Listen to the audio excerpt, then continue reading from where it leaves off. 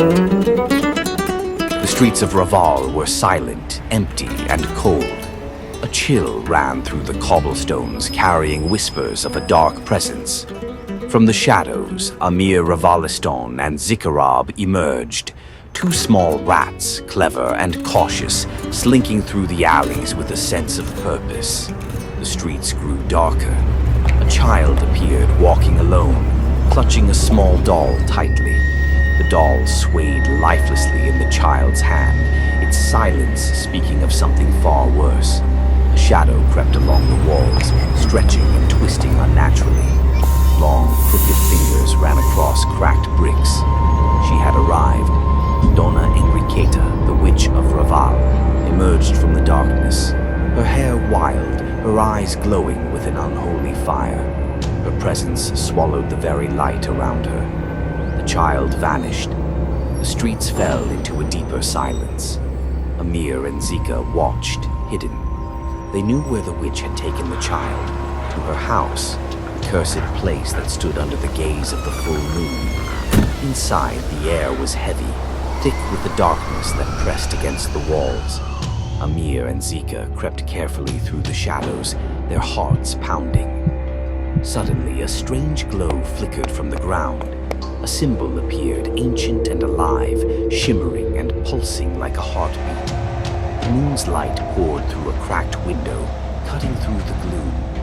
Then they saw them, the children, standing still, eyes glowing, souls in prison. In another corner, Donna Enriqueta whispered dark words, her bony fingers tracing the symbols of a book. Strange marks glowed on its pages, casting an eerie light that seemed to bind the children to her will. The rats froze. They could feel her power. It was ancient, malevolent, and unstoppable.